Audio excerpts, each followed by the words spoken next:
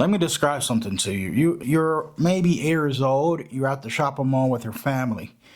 You wander off because you're a dumb kid with ADHD and you're distracted by pretty lights. But then you notice that you're lost. You're over here at the middle of the freaking mall, lost, crying your eyes out, snot just dripping down your nose here all the way to you're licking it. You're licking the snot. And people are trying to avoid the shit out of you because of that nasty, disgusting way you cry, right? And then this guy comes. He seems nice. He says, "Hey, what happened, little boy or girl?" And you're like, "I want my mommy." Because you're terrified. You're alone. You're surrounded by strangers who most of them don't want nothing to do with you. But this guy comes.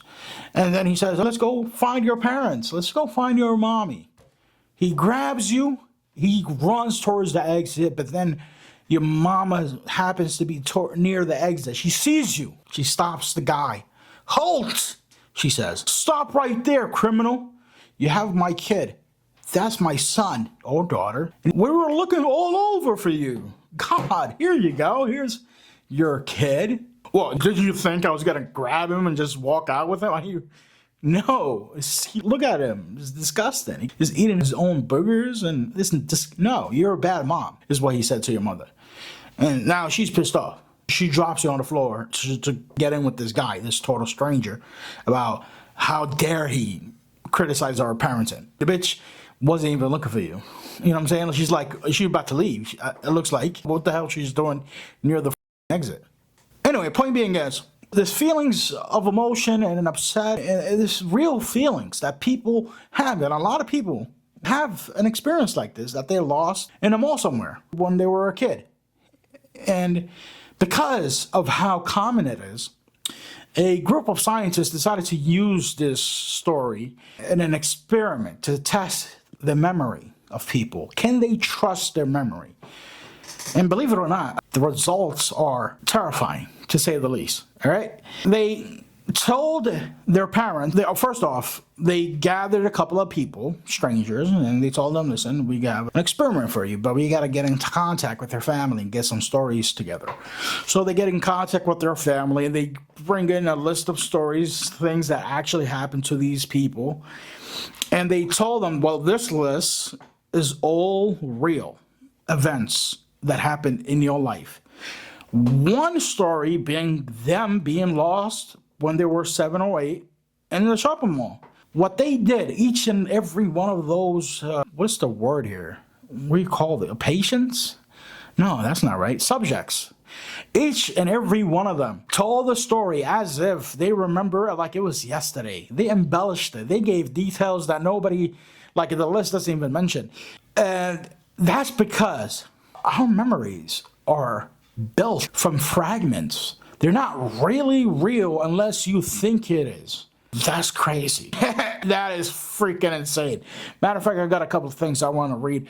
What I just described is a real experiment. A real scientist convinced real adults that they had a real childhood memory. And those adults didn't just believe it, they embellished it, added details, described them all, described their own emotions. They were completely certain it was real. And that should disturb you. Of course, it should.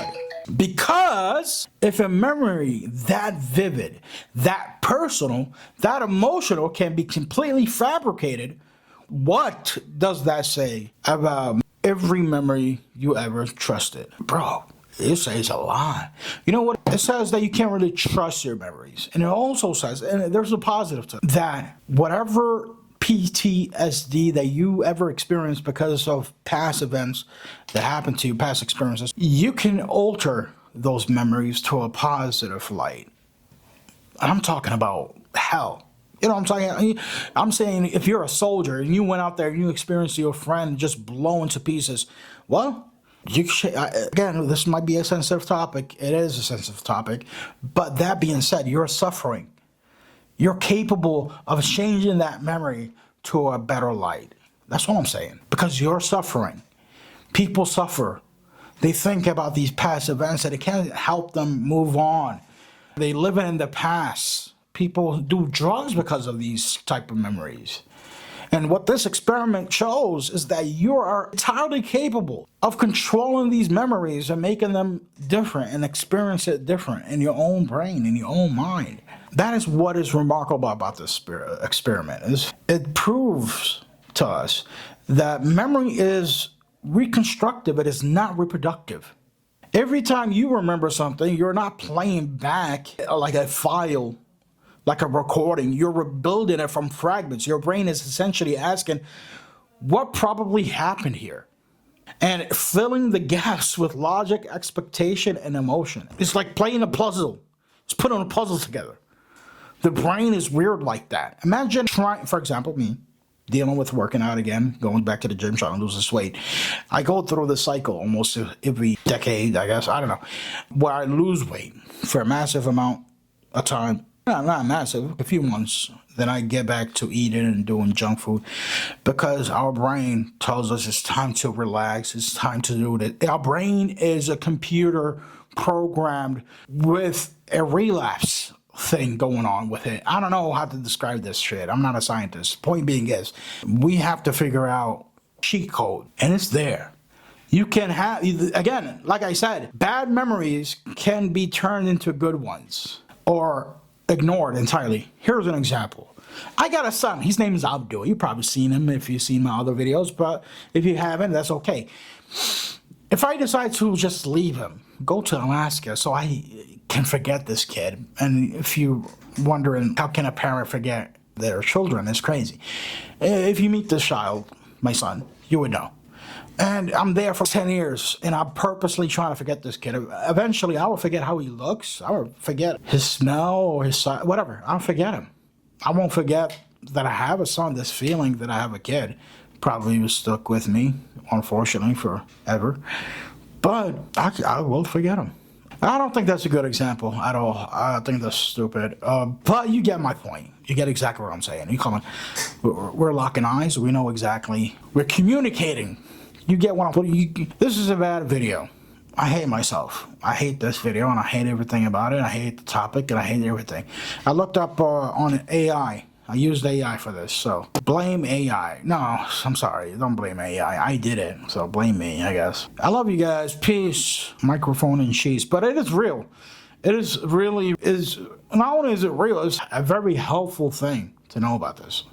Because if you're suffering from PTSD, from any bad experience in the past, and it's like an obstacle you can't really break through, then you should read on this and basically absorb it as much as you possibly can while working towards making those memories good ones. Leave a comment down below what you think about this video. I'm actually interested in knowing. And please like this video if you want to. Peace.